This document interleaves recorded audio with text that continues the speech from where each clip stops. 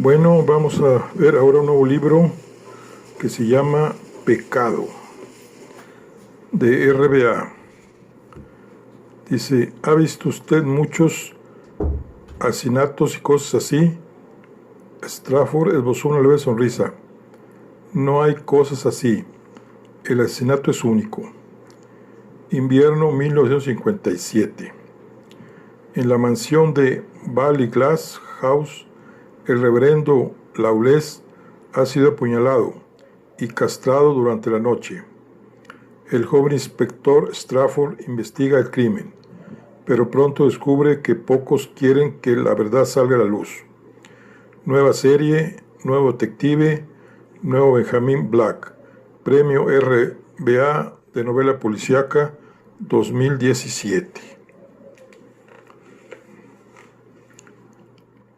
John Banville,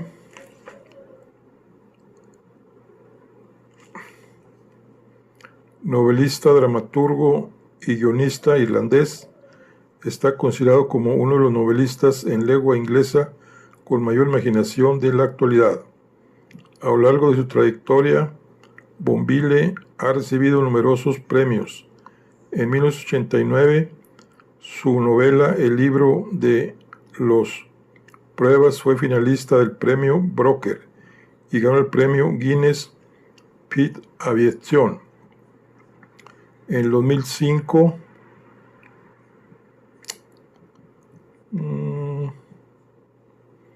su decimocuarta novela, El mar, obtuvo el premio Booker.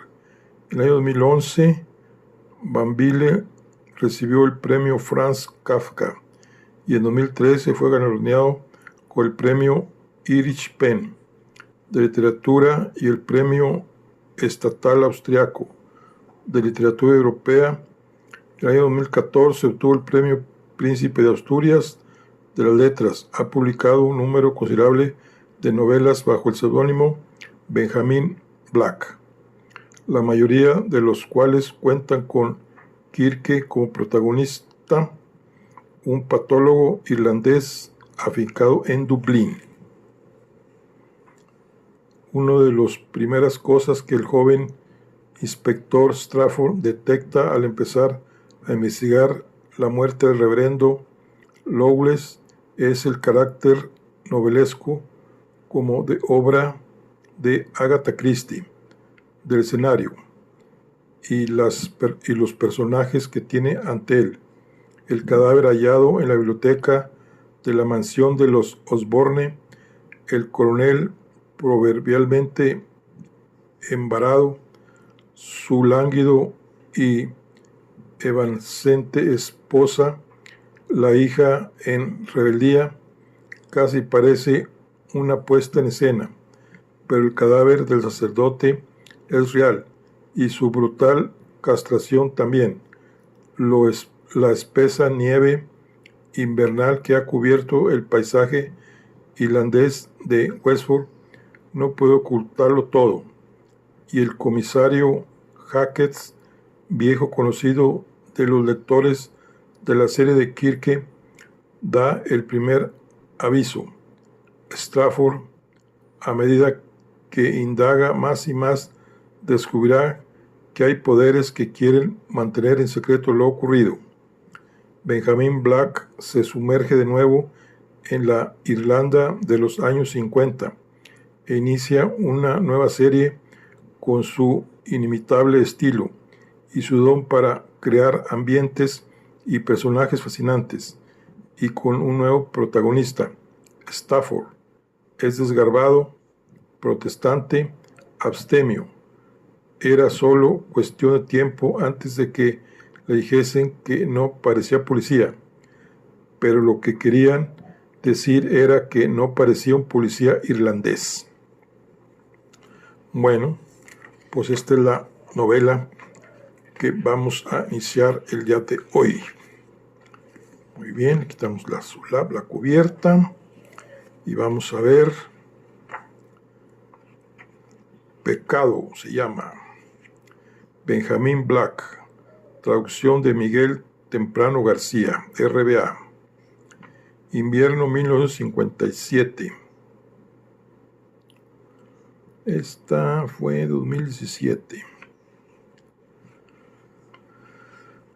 Soy un cura, por el amor de Dios, ¿cómo me puede estar pasando esto a mí?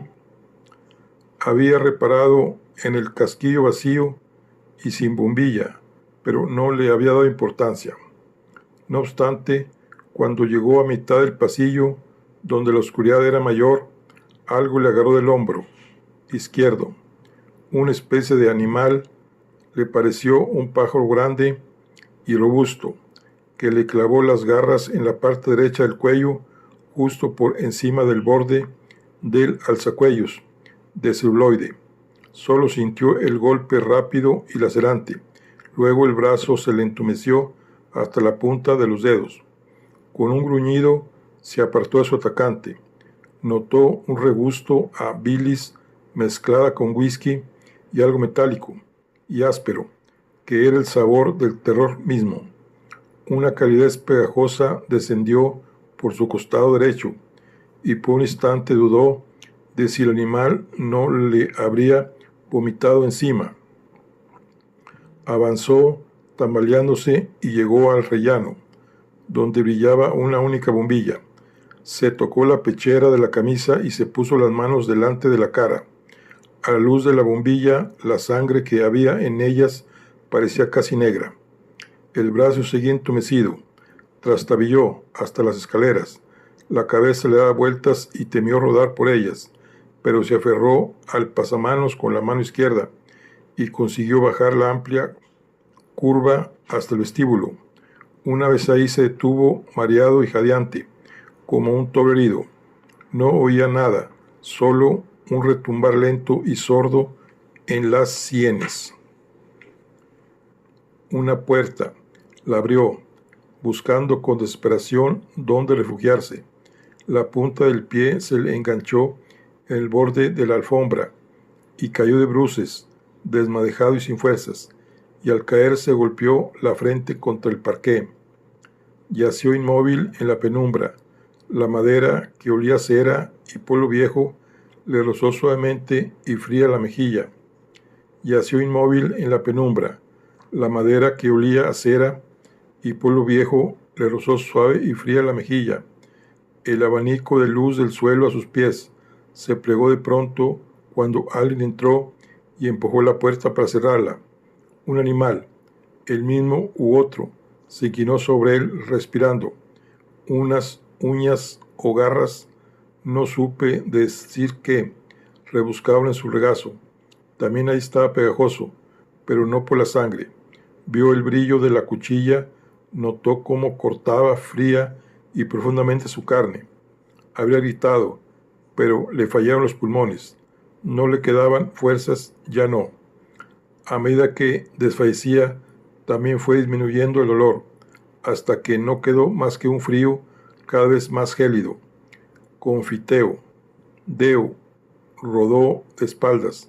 Soltó un suspiro como un estertor y una burbuja de sangre se hinchó entre los labios separados, se hinchó y estalló con un leve sonido que sonó cómico en el silencio, aunque a esas alturas ya no pudo oírlo. Lo último que vio o le pareció ver fue un leve parpadeo de luz que amarilló un instante la oscuridad. Muy bien, bueno, vamos a empezar el capítulo 1. El cadáver está en la biblioteca, dijo el coronel Osborne. Venga por aquí. El inspector Stafford estaba acostumbrado a las casas frías. Había pasado sus primeros años en una mansión grande y sobria, muy parecida a esa.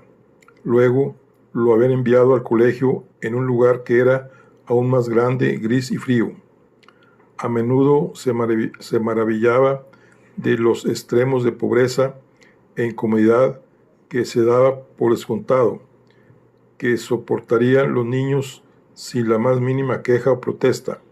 Ahora, mientras seguía a Osborne por el amplio vestíbulo, losas pulidas por el tiempo, una cornamenta en una placa, retratos borrosos de los antepasados de Osborne, en las paredes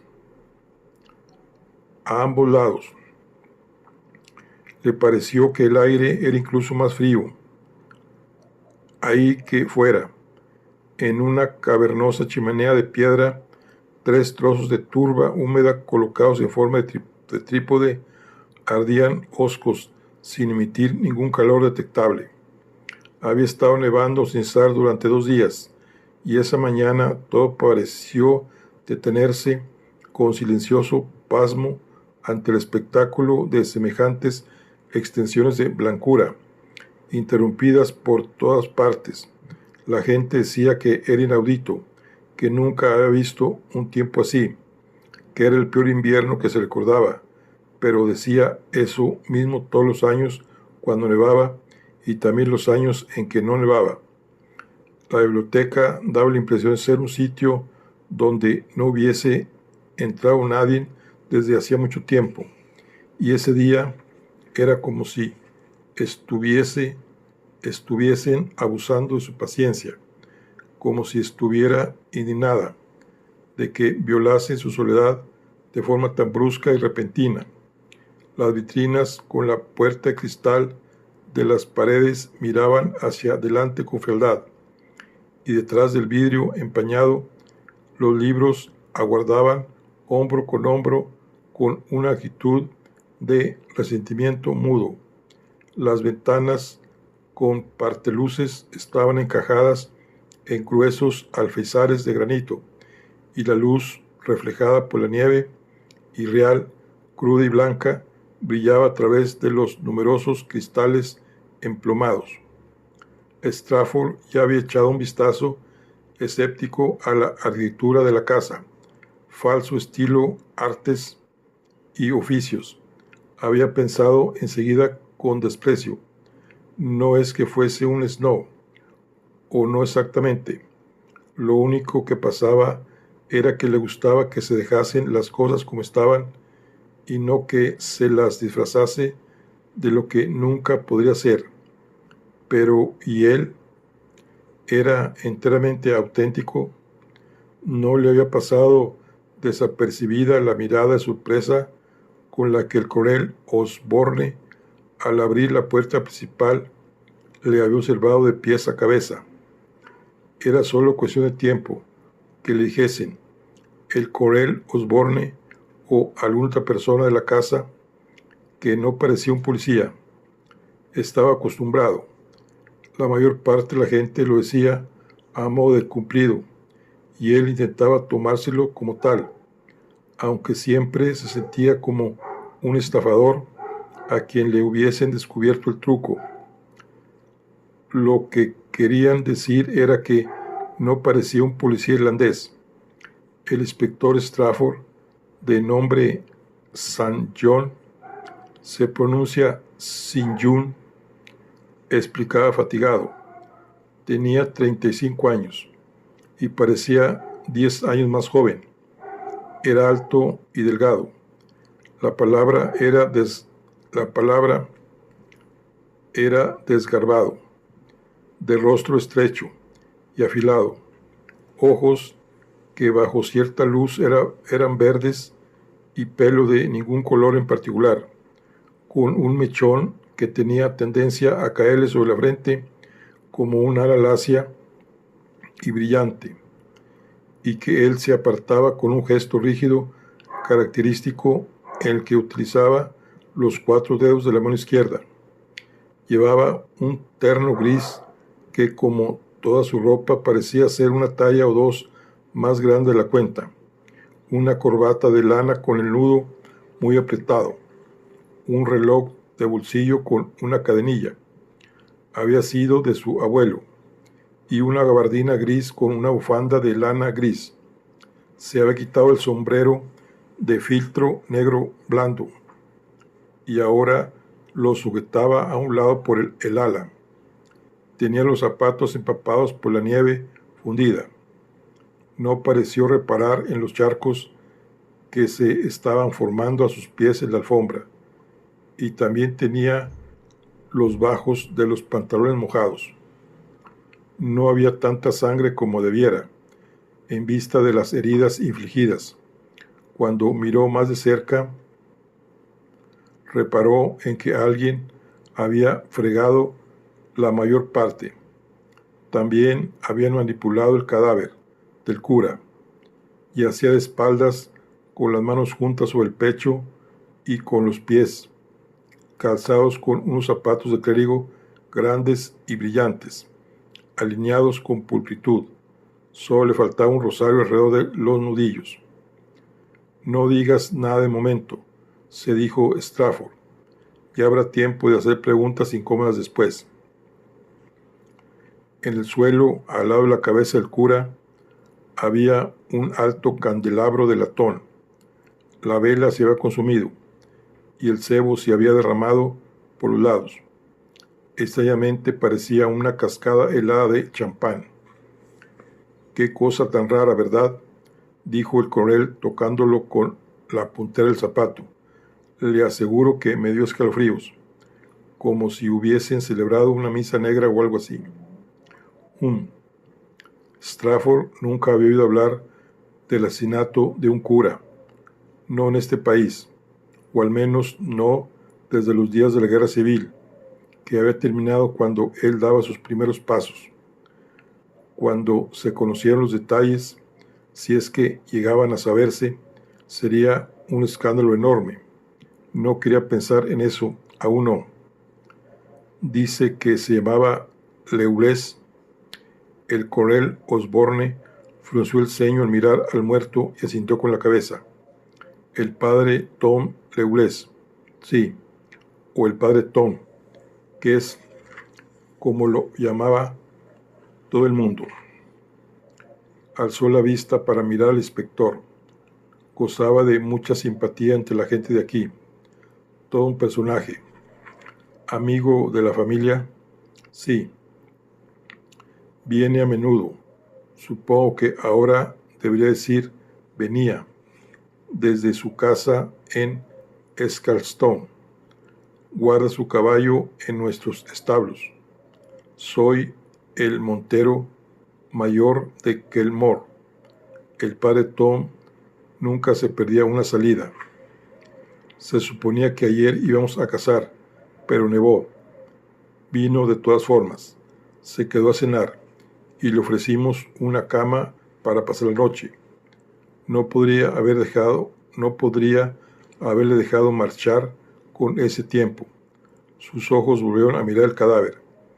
Aunque al verlo ahora y lo que le ha pasado al pobre hombre, lamento no haberlo enviado a su casa con nieve o sin ella. No se me ocurre quién puede haber hecho algo tan espantoso. Tosió un poco y apuntó avergonzado con el dedo en dirección a la entrepierna del muerto. Le he abrochado los pantalones como mejor he podido por decoro. Adiós a la integridad de la escena del crimen, pensó Strafford, con un suspiro silencioso. Cuando lo examine, verá que, en fin, que han castrado al pobre hombre. ¡Qué salvajes! ¿Cree que haya sido varias personas?, preguntó Strafford, arqueando las cejas. ¿Varias? ¿Una? No lo sé. Esto se veía mucho en los viejos tiempos, cuando luchaban por su supuesta libertad y el campo estaba abarrotado de asesinos, energúmenos de todo tipo. Todavía deben de quedar unos cuantos, si es que nos sirve de algo. Entonces, ¿cree que el asesino o los asesinos vinieron de fuera? Por Dios, hombre, no crea que alguien de la casa haría una cosa así, ¿no? Un ladrón, algún indicio de allanamiento, una ventana rota, una cerradura forzada, no sé, no lo he mirado. ¿No es ese su trabajo, buscar pistas y demás? El coronel Osborne parecía rondar los 50. Era delgado y corrioso. Tenía un bigote como un cepillo de uñas y unos ojos azul hielo de mirada penetrante. Era de talla mediana. Habría sido más alto de no haber sido tan patizambo, El resultado tal vez, pensó sardónicamente Strafford, de tanto salir de casa, y tenía unos andares extraños, entre inseguros y tambaleantes, como un orangután con un problema en las rodillas. Llevaba zapatos gruesos de cuero muy bien cepillados, pantalones de montar de sarga con la raya muy marcada, una chaqueta de caza de twist, camisa de cuadros y una pajarita de topos de color azul pálido. Olía a jabón, a humo de tabaco y a caballo. Empezaba a aclararle la coronilla y tenía pocos mechones de pelo rubio muy engomados y peinados hacia atrás que se juntaban en la base del cráneo, formando una especie de rizos puntiagudos como la punta de la cola de un pájaro exótico.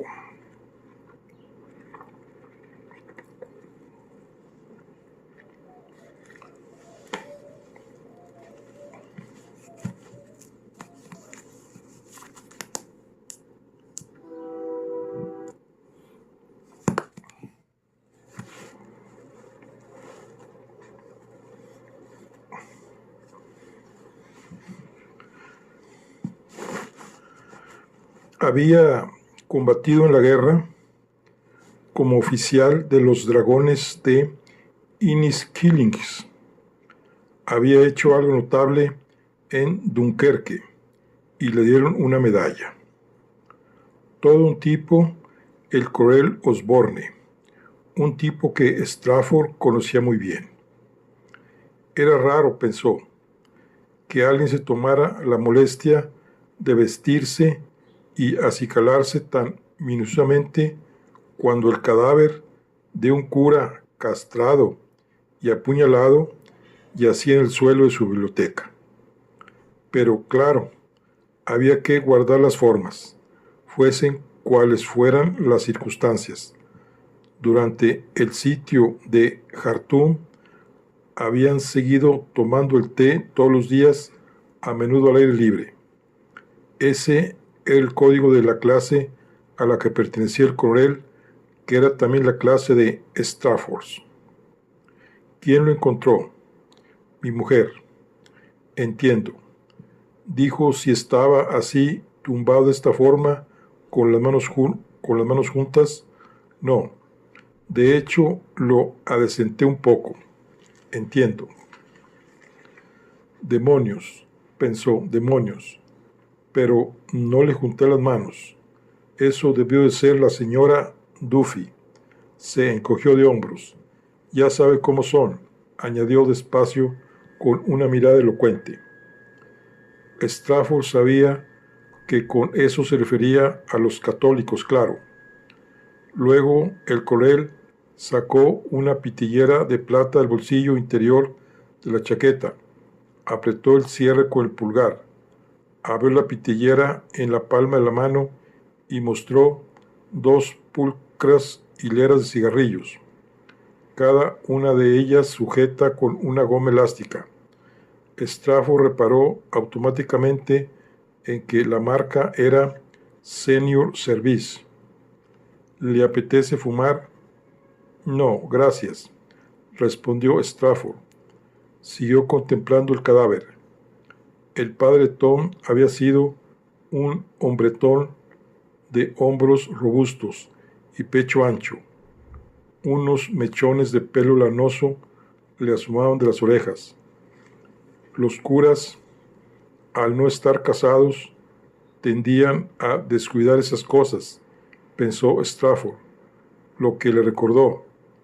¿Y dónde está ella ahora?, preguntó.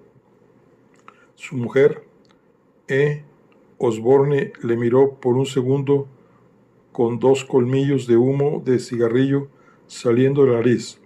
Ah, sí, está arriba, descansando. Le he dado un poco de brandy y de oporto. Ya imaginará en qué estado se encuentra. Por supuesto. Strafford se dio unos golpecitos con el sombrero en el muslo izquierdo y miró distraído. Todo tenía un aspecto irreal.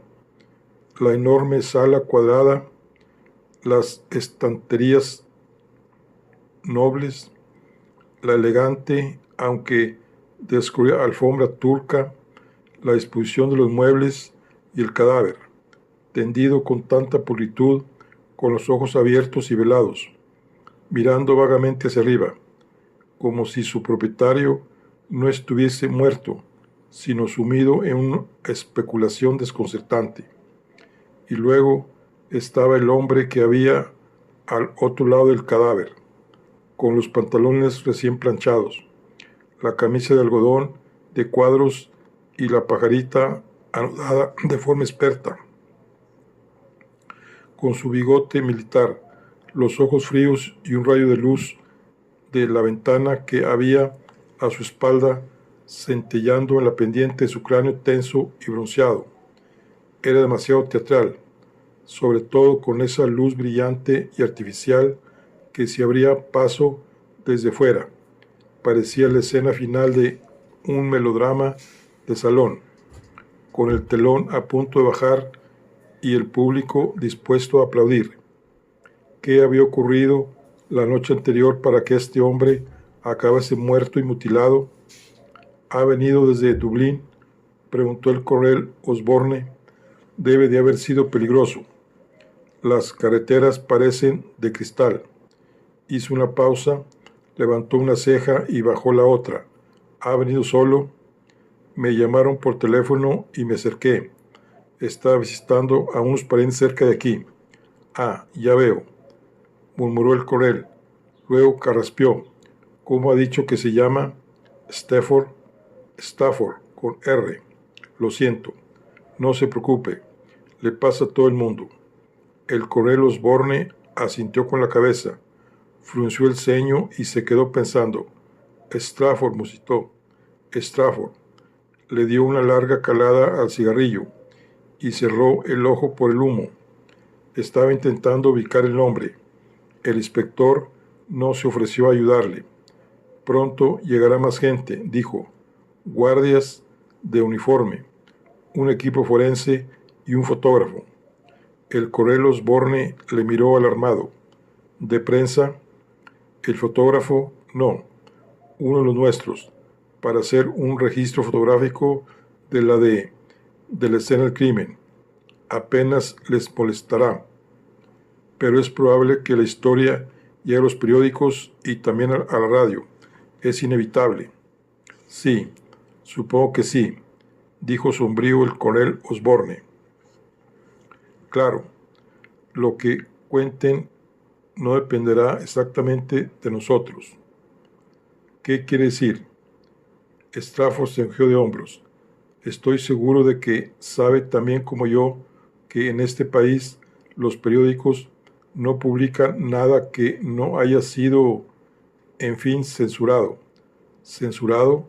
¿Por quién? Por los que mandan. El inspector hizo un gesto hacia el cadáver que había a sus pies. Han asesinado a un sacerdote.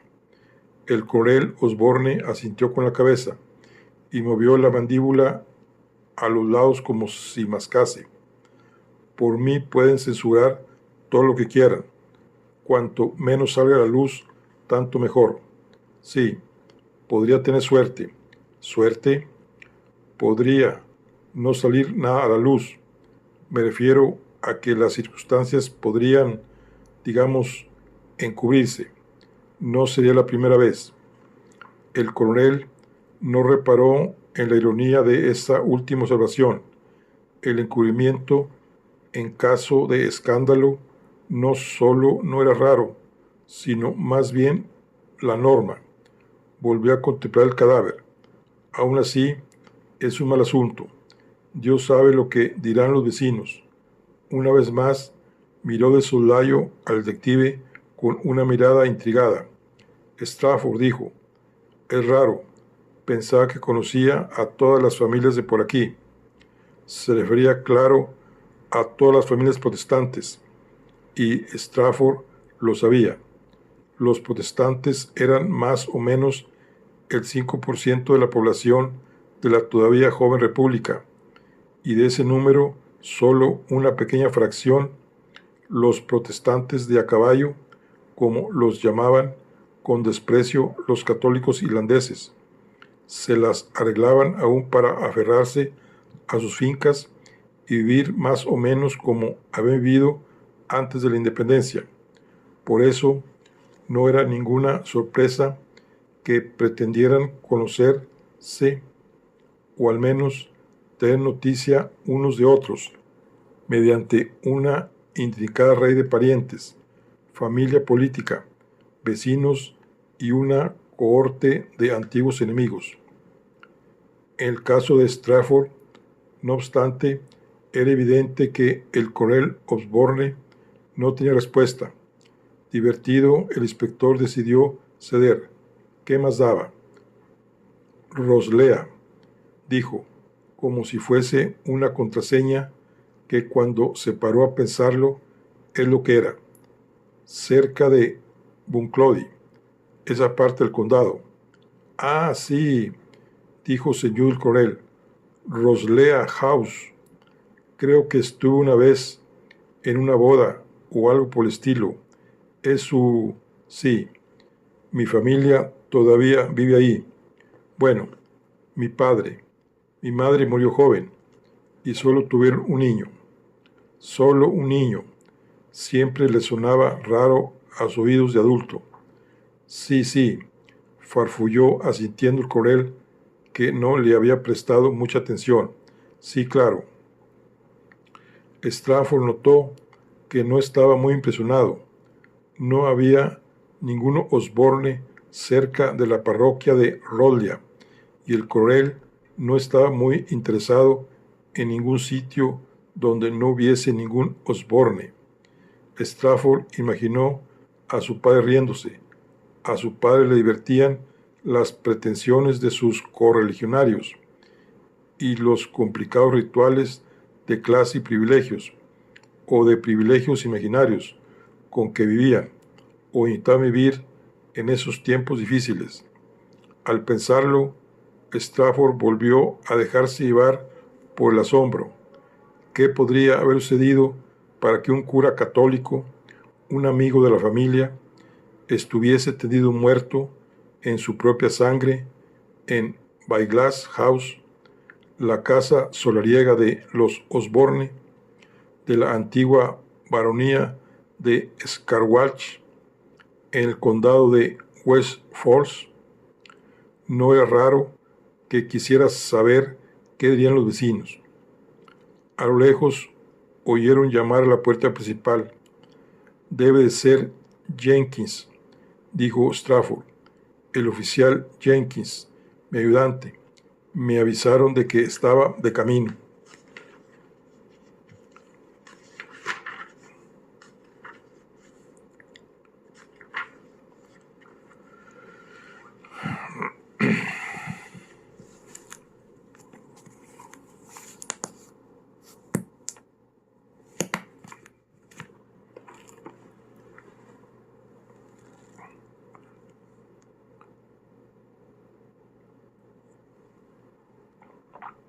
Capítulo 2.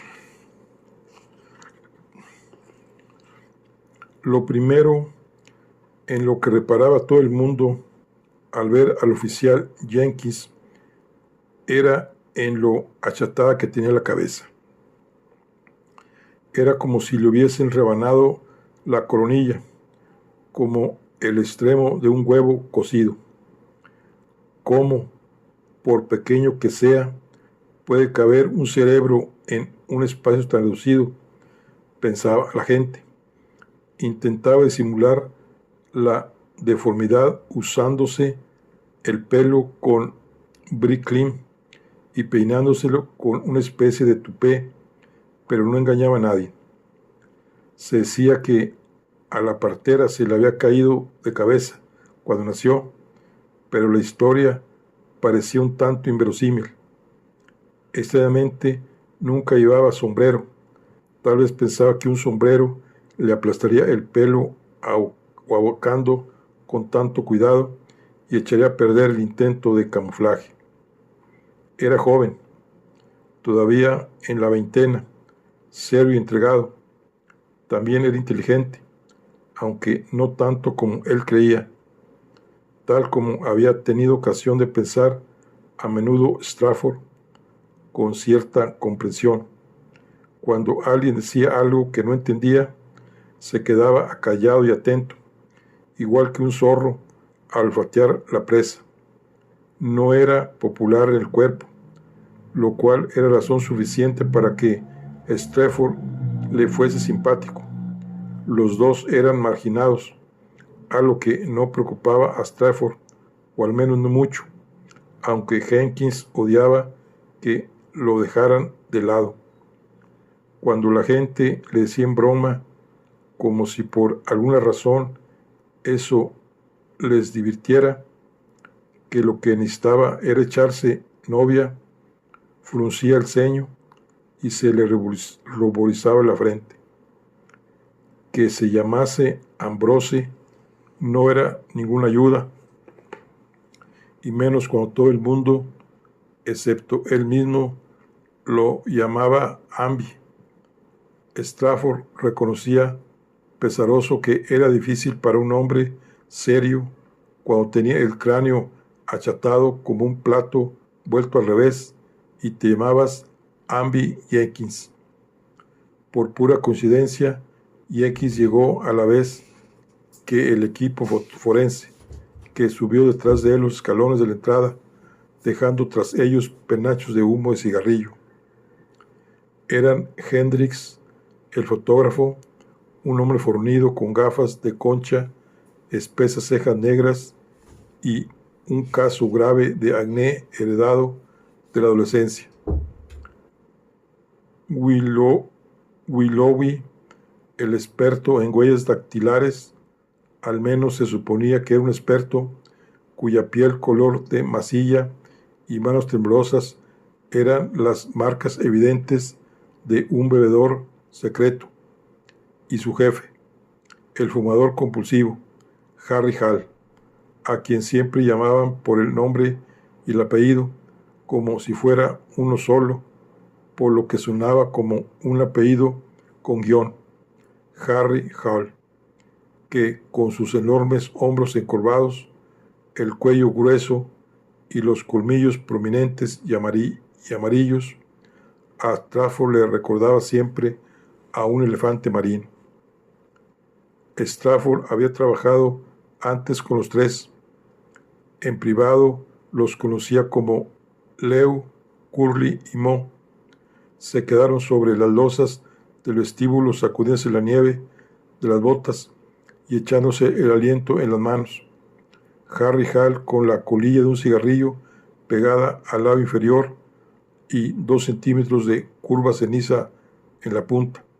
Contempló la cornamenta y los retratos ennegrecidos de las paredes y soltó una de sus risas de fumador. Dios, ¿habéis visto esto?, resolló. Solo falta que se presente Poirot en la escena. Lo pronunció Poirot. También habían llegado un par de guardias de uniforme en un coche patrulla, uno alto y otro bajito, ambos boquiabiertos, recién salidos de la academia de la Garda en Temple More, e intentando ocultar su falta de experiencia y su torpeza con su actitud desafiante y mirando con fijeza y la mandíbula adelantada. En realidad no tiene nada que hacer, así que Jenkins les pidió que esperasen en el vestíbulo a ambos lados de la puerta principal y no dejasen entrar ni salir a nadie sin la autorización correspondiente. ¿Cuál es la autorización corresponde?, quiso preguntar el más alto de los dos, pero Jenkins le dedicó una mirada vacía y no dijo más.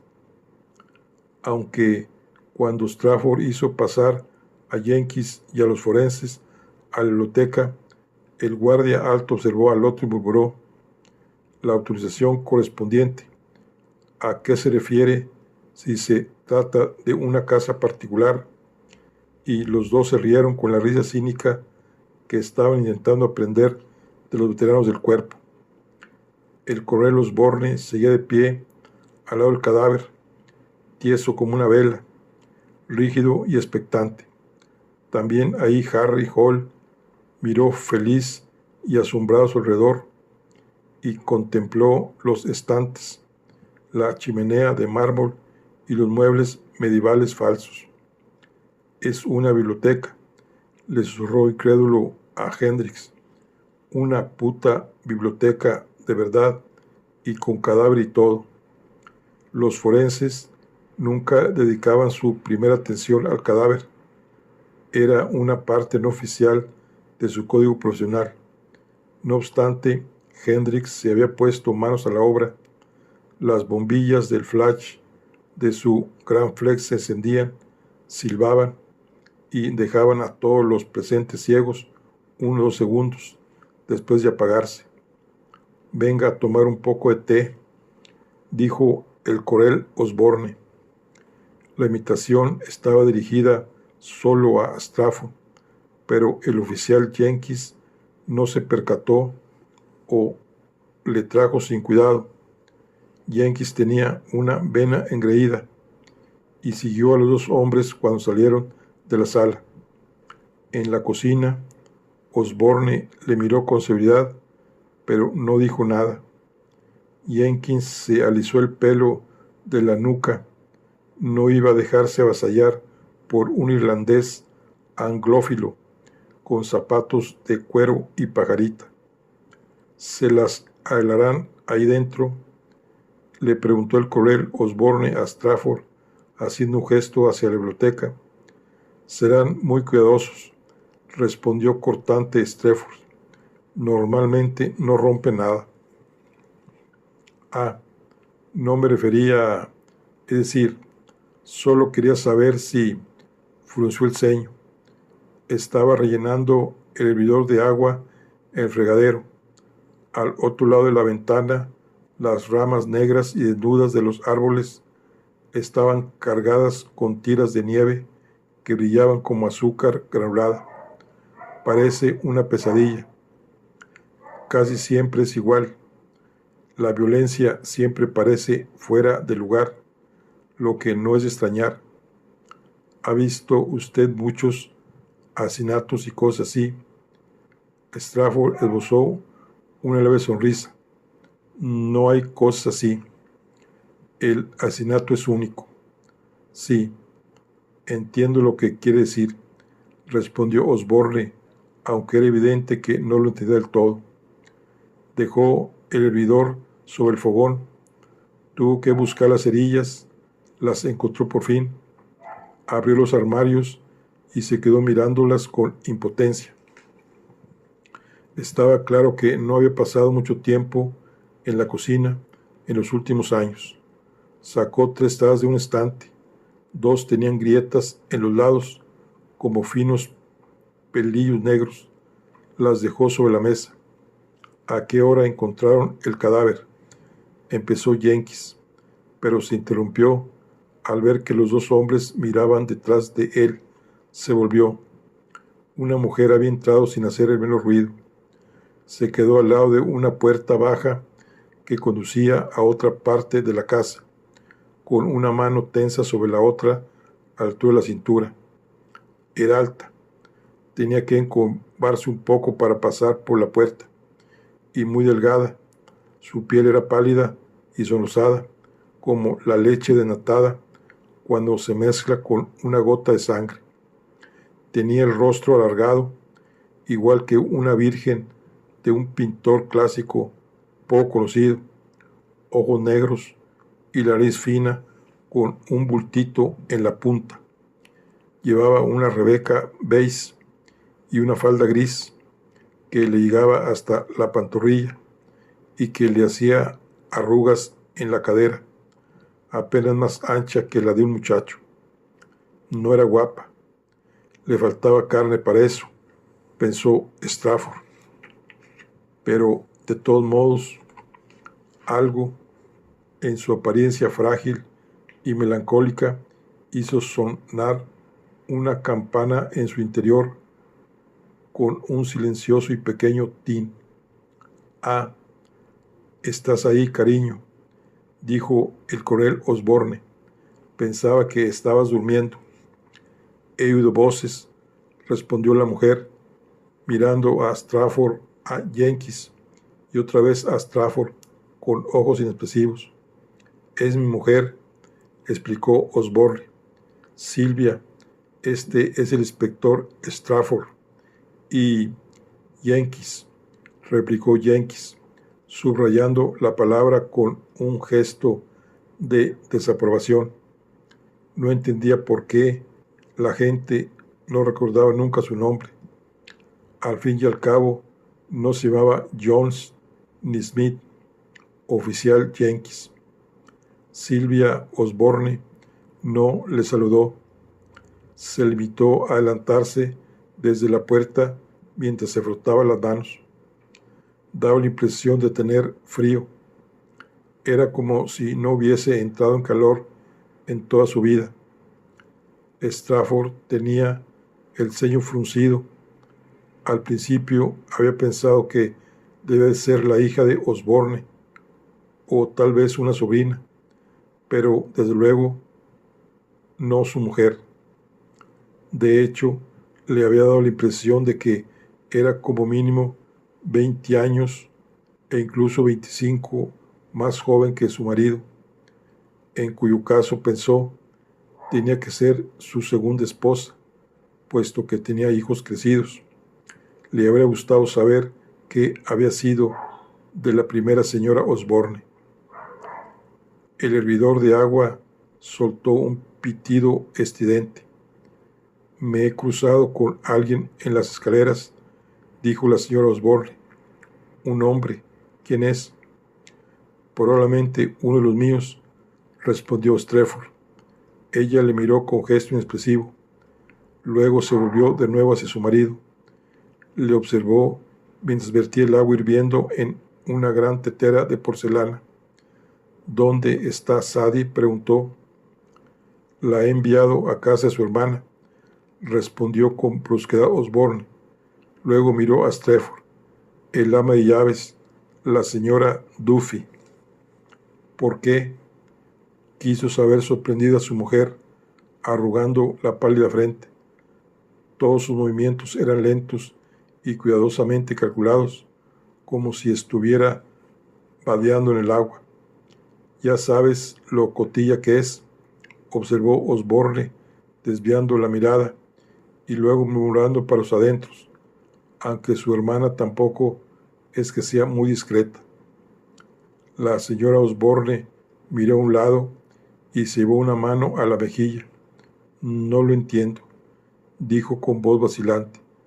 ¿Cómo pudo entrar en la biblioteca si rodó por las escaleras? Una vez más, Osborne contempló a Strafford con un movimiento de cabeza casi imperceptible. Imagino que eso es lo que está intentando averiguar el hombre del inspector Strafford, le dijo a la mujer en voz alta, aunque luego suavizó el tono. ¿Quieres un poco de té, cariño? Ella negó con la cabeza y con la misma expresión de perplejidad dio media vuelta y salió por la puerta por la que había entrado, sin apartar las manos de la cintura y con los codos apretados contra los costados, como si corriese peligro de derrumbarse y necesitarse sujetarse. Cree que ha sido un accidente, les aclaró en voz baja Osborne cuando se marchó. No me ha parecido oportuno contárselo, ya se enterará. Repartió las tazas de té y se quedó la que no estaba despostillada. ¿Sabe si alguien oyó algo por la noche?, preguntó Jenkins. El coronel Osborne le miró con cierto desagrado, como sorprendido de que alguien de rango inferior se creyera con el derecho de hablar sin pedir permiso al superior. Desde luego, yo no oí nada, dijo lacónico. Supongo que es posible que Dominique sí lo oyese. Me refiero a mi hijo, Dominique. ¿Y qué hay de los demás?, insistió Jenkins. Nadie ha oído nada que yo sepa, replicó muy embarado el coronel, mirando su taza. ¿Y dónde está ahora su hijo?, preguntó Strafford. Se ha llevado al perro a dar un paseo, dijo Osborne. Su expresión daba a entender que incluso a él le parecía como mínimo incongruente. Aquí un muerto y hay un perro al que hay que sacar a pasear.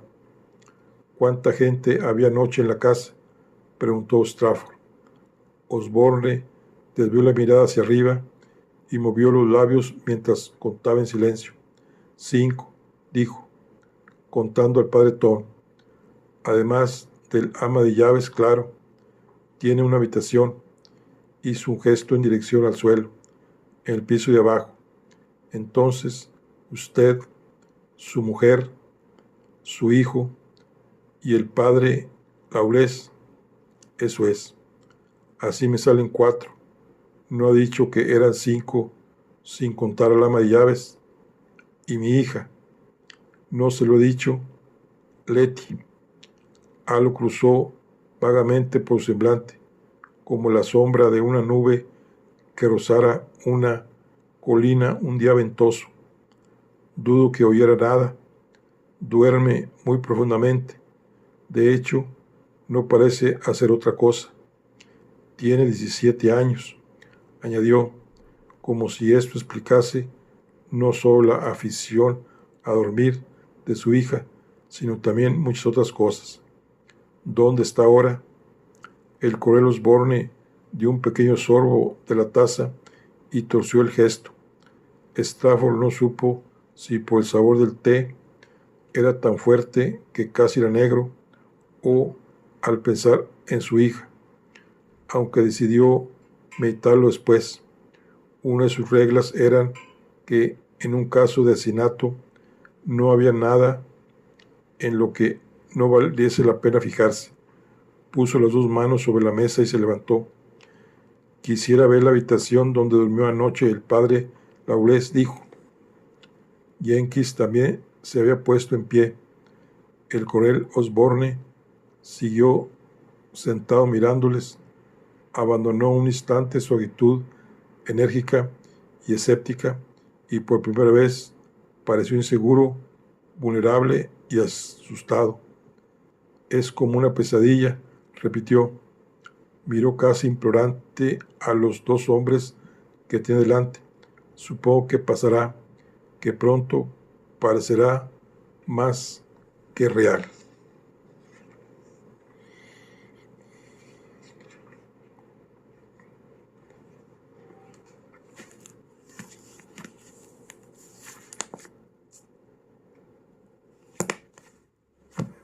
Capítulo 3. El coronel Osborne había hecho pasar a los policías de la cocina al pasillo y se hallaban al pie de la escalera.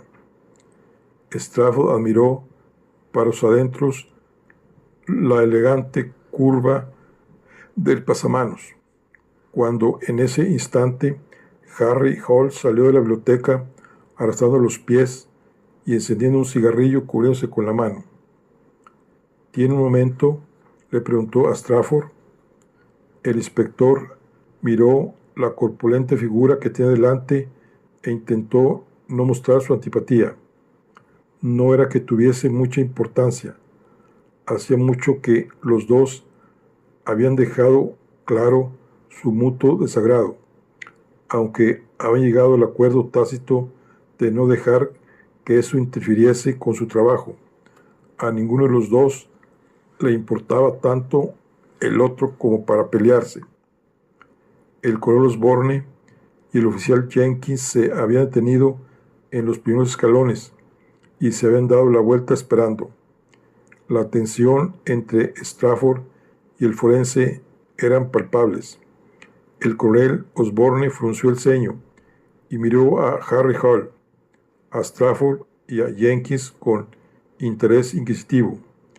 Era curioso, estaba pensando Strafford, como en la escena de un crimen violento, las peleas y las disputas estallaban de forma exagerada y extrema, igual que cuando se quema un bosque, se producen pequeños incendios en otros sitios cercanos que todavía no parecen amenazados por las llamas. Claro, dijo Strafford, mientras se volvía hacia los dos hombres que le esperaban en la escalera. Jenkins, suba con el coronel Osborne y vaya echándole un vistazo al dormitorio. Subo en un minuto. Harry Holmes volvió a la biblioteca. Hendricks estaba colocando otro rollo de película en la cámara mientras Willoughby, que se había puesto un par de guantes de goma, se arrodillaba al lado de la puerta, e indiferente, aplicaba unos polvos en el picaporte con una brocha suave de Marta Sibelina. Harry Hall dio una calada al cigarrillo con gesto preocupado. «Es raro», dijo en voz baja. «¿Usted cree?» «Empezaba a pensar algo por el estilo», respondió Strafford. Harry Hall se limitó a encogerse de hombros. A Strafford siempre le sorprendía que su ironía pasara desapercibida tan a menudo. Lo apuñalaron arriba y de algún modo se las arregló para llegar aquí, dijo Harry Hall. Supongo que intentando huir de quien le había apuñalado. Mi suposición es que entró y se cayó, había perdido ya litros de sangre y que yacía en el suelo cuando le cortaron el aparejo, los cojones, la polla, todo el tinglado, que dicho sea de paso, no hemos encontrado. Alguien debe de habérselos quedado de recuerdo. Un corte limpio, a propósito con un cuchillo afilado, como una cuchilla de afeitar, un trabajo de profesional. Dio otra calada al cigarrillo. Al aspirar, hizo un sonido sibilante y se volvió para mirar el cadáver del suelo. Strafford se preguntó, distraído, cómo alguien, cualquiera, podía haber realizado un número suficiente de castraciones para ganarse el título de profesional. Como puede ver, prosiguió Harry Hall, alguien lo adecentó. Fregaron la sangre del suelo, pero después de que estuviera seca, menudo trabajito. ¿Y cuándo debieron de hacer el trabajito? El hombretón se encogió de hombros, estaba aburrido, no solo con este caso, sino con su trabajo general. Le faltaban 7 años para jubilarse. A primera hora de esta mañana, lo más probable, dijo, teniendo en cuenta que la sangre estaba seca. También limpiaron la alfombra de la escalera. Todavía se ven las manchas. Se quedaron un momento en silencio contemplando el cadáver. Hendricks estaba sentado en el brazo de un sillón de respaldo alto con la cámara en el regazo. Su misión ahí había concluido y estaba descansando un poco antes de subir a hacer más fotografías. De los tres, Hendricks da la impresión de ser el más despierto, cuando en realidad era el más perezoso de todos. Willoughby seguía arrodillado al lado de la puerta, todavía aplicando los polvos. Al igual que los otros dos, sabía que la escena del crimen había sido totalmente alterada y que su trabajo casi seguro sería una pérdida de tiempo, aunque no parecía importarle mucho. «El ama de llaves», dijo Strafford, apartándose el mechón de pelo de los ojos con 4 dedos rígidos. «Ella fue quien hizo la limpieza, o al menos lo intentó». Harry Hall asintió con la cabeza. «Siguiendo órdenes del coronel siniestro, supongo». «¿Se refiere al coronel Osborne?», preguntó Strafford con una sonrisa imperceptible.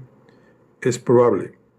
Tengo entendido que a los viejos soldados no les gusta ver sangre, les trae demasiados recuerdos, o algo por el estilo». Volvieron a guardar silencio. Luego Harry Holmes dio un paso hacia el inspector y bajó aún más la voz. «Oiga, Strafford, esto pinta muy mal. Un cura muerto en una casa llena de protestantes. ¿Qué van a decir los periódicos?» «Probablemente lo mismo que los vecinos», respondió distraído Strafford. los vecinos, que al correr le preocupa que pueda producirse un escándalo. Harry Hole resopló. Diría que la probabilidad es bastante alta. La verdad, dijo con sequedad. Oh, yo no estaría tan seguro, murmuró Strafford.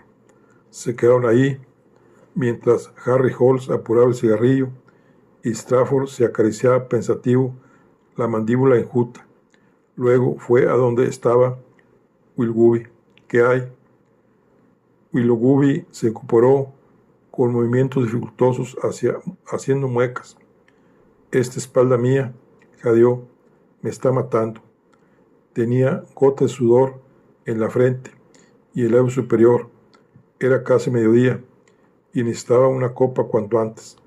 Hay huellas, claro, dijo. 4 o 5 diferentes. Una de ellas ensangrentada, que supongo que podemos asegurar que es la del reverendo padre. Sonrió, levantando el labio por un lado en lo que parecía más una mueca. Debe ser un tipo fornido para llegar aquí desde el rellano. Puede que lo trajese. Willoughby se encogió de hombros. Estaba tan aburrido como los otros dos. Los tres estaban aburridos,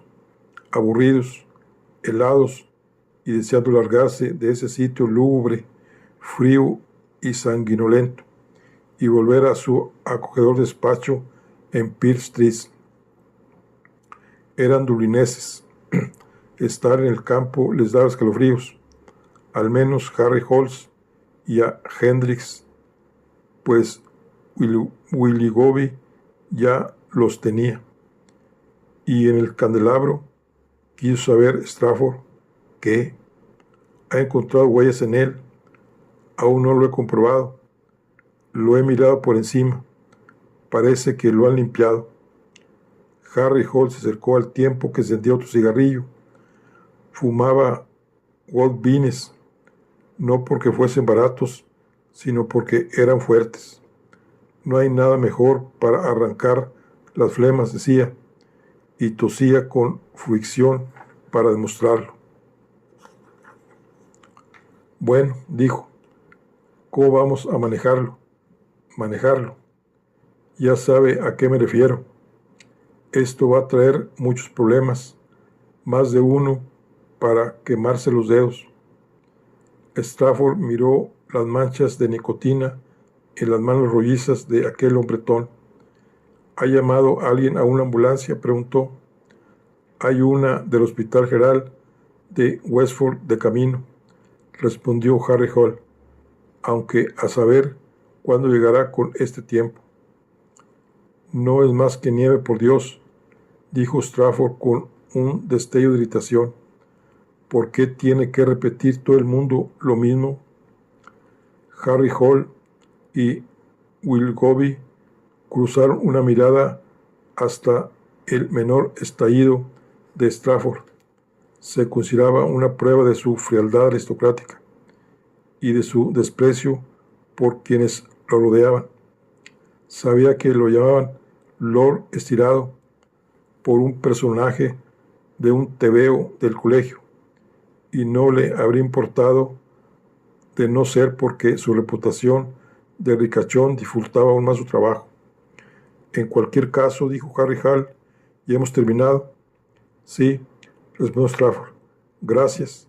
Sé que no podían hacer mucho, dadas las... Hemos hecho todo lo posible, le interrumpió Harry Hole, entró los ojos. Espero que lo refleje en su informe. Strafford suspiró. Estaba harto de esos tres chiflados y tenía tantas ganas de perderlos de vista como ellos de marcharse. Harry Hole se alejó y empezó a ayudar a los otros dos a recoger el equipo. Los tres tenían una sufrida expresión de agravio. El inspector fue hacia la puerta, se detuvo al llegar y se volvió hacia Harry Hole. ¿Han advertido al doctor Kirke de que hay un cadáver de camino? Hacía poco que habían nombrado al doctor Kirke patólogo del estado. Harry Hole volvió a mirar Ah, Willoughby sonrió. No está, dijo. Ah, ¿a dónde ha ido? De luna de miel, exclamó Henry. Yujú, disparó el flash para celebrarlo. Bueno, pues aquí concluimos lo que es el capítulo 1, 2 y 3. Nos vemos en la siguiente. Hasta luego.